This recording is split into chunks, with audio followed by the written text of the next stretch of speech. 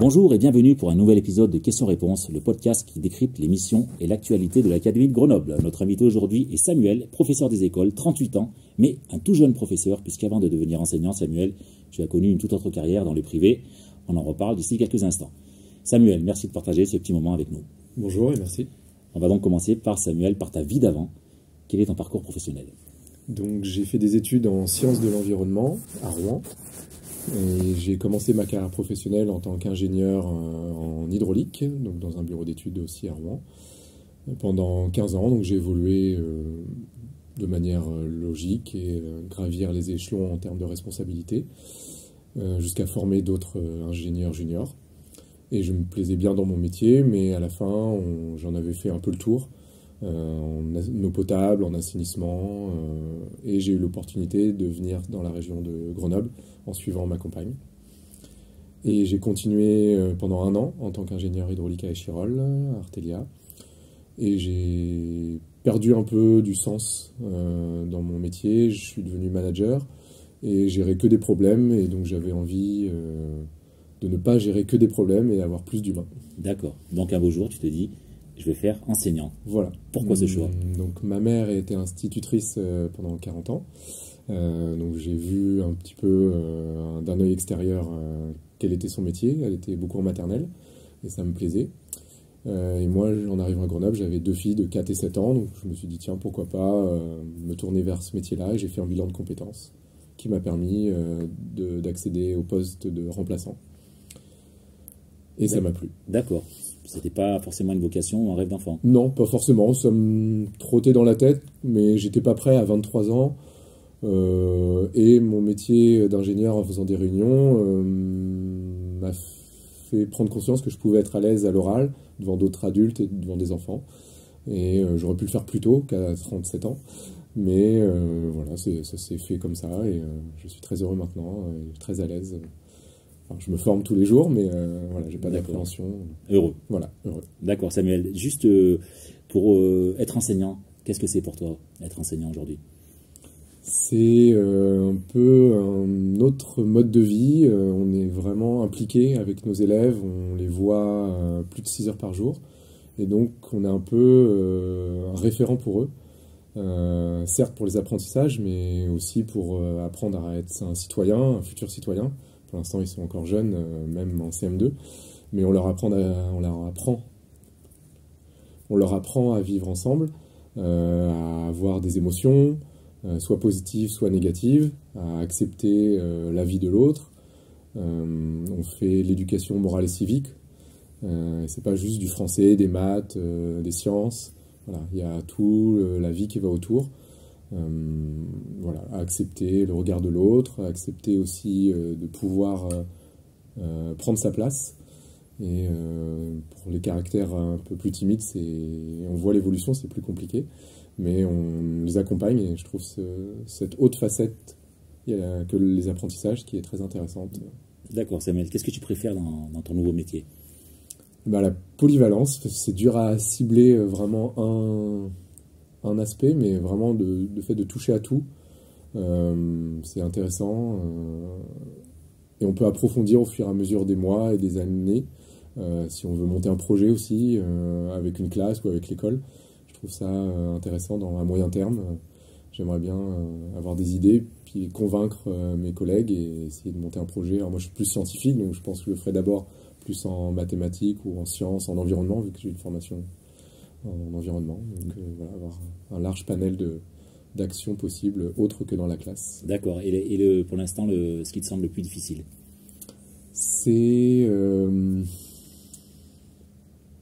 vraiment d'être, en tant que jeune enseignant, mais pas jeune dans l'âge, c'est être sûr de soi.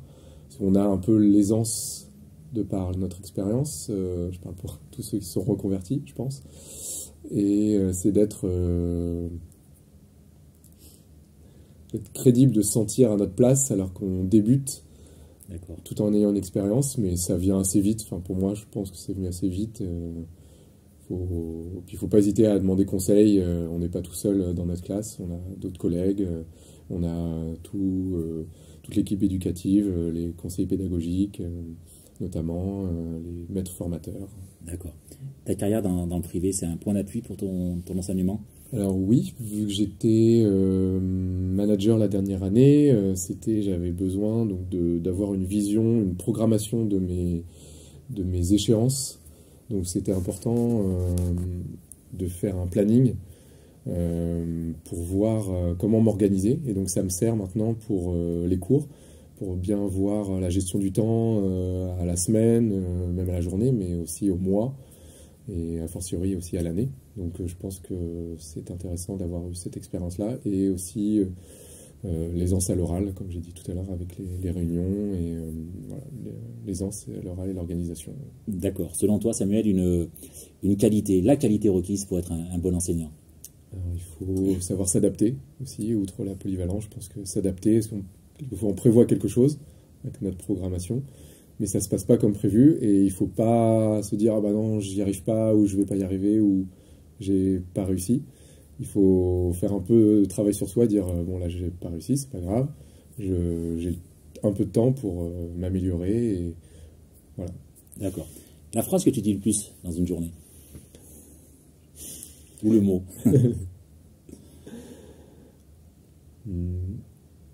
Qu'avez-vous retenu? Soit d'une consigne à court terme, dans l'heure. Qu'avez-vous retenu de la séance d'apprentissage? Je veux vraiment pas parler dans le vide, ou pas qu'eux fassent des choses à remplir des feuilles. C'est vraiment, est-ce que là vous avez appris ou qu'est-ce que vous avez compris aussi? Voilà. D'accord. Et ils reformulent. Et s'ils n'ont pas compris, on continue autant que possible différemment, en APC ou d'autres exercices. Certains jours, est-ce que tu regrettes ta décision? Tu te dis, c'était bien la vie d'avant aussi? Pas pour l'instant. C'est un autre rythme. C'est vrai que c'est intense. On a 2 fois 3 heures devant les élèves. Et après, on a liberté de s'organiser comme on veut pour préparer, corriger.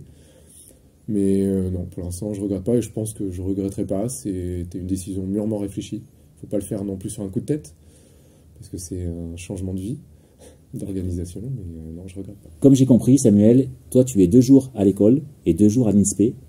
Qu'est-ce que ça t'apporte, le fait d'être se partager en deux, on va dire, le fait de faire 2 jours, 2 jours? Donc en effet, oui, je suis le jeudi et vendredi dans ma classe, et donc le lundi, mardi, on a des cours à l'INSPE de pédagogie et de didactique, et aussi on peut parler de nos problèmes et de nos ressentis en classe.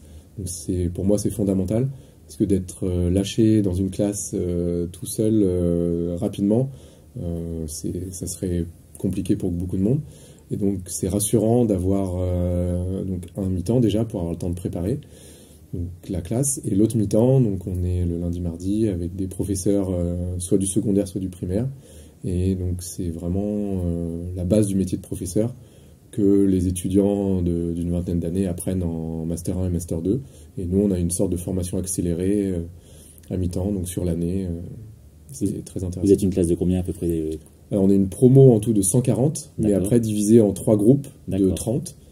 Donc on se voit très souvent, donc on est à 30, et on est même en travaux pratiques à 15. Donc là on peut vraiment échanger sur ce qu'on a envie de dire. Il y a des thèmes, la transversalité, ou si c'est sur le français ou sur les maths, il y a des thèmes à chaque fois. Et le ressenti général un peu de ta classe, de ton groupe? Et de mon groupe, c'est très divers, parce qu'on vient des horizons très différents. Il y a des boulangers, des comptables, des architectes, des anciens ou anciennes AESH, donc les auxiliaires pour les enfants en situation de handicap, qui ont vu l'école et qui souhaitent passer professeur. Donc il y a vraiment un peu tout, et donc c'est intéressant, c'est enrichissant de voir les parcours de vie et pourquoi ils ont décidé d'être professeurs. Et on prend chacun nos idées de notre ancien métier, dire moi j'ai fait ça avant, je l'applique dans ma classe, ou ça m'a servi. On se donne des trucs et astuces en dehors. On a un groupe WhatsApp, et donc ça fait une cohésion du groupe. Samuel, dernière question, c'est l'instant récré, une question un petit peu décalée. Quel a été ton meilleur souvenir à l'école? Mon meilleur souvenir à l'école, je dirais que c'est vraiment un souvenir général, le plaisir de venir à l'école, Et l'ambiance, que ce soit donc avec mes copains, copines, mais même avec les professeurs, c'est vraiment voilà, un souvenir général, un bon souvenir d'aller à l'école et d'avoir envie d'apprendre. Merci Samuel d'avoir pris le temps de répondre à nos questions. Tout est plus clair à présent. Vous pouvez retrouver cet échange sur notre chaîne YouTube. Abonnez-vous pour ne pas rater les épisodes suivants. YouTube, Insta, LinkedIn et Twitter. Rendez-vous très bientôt pour un prochain épisode de Questions-Réponses, le podcast de l'Académie de Grenoble.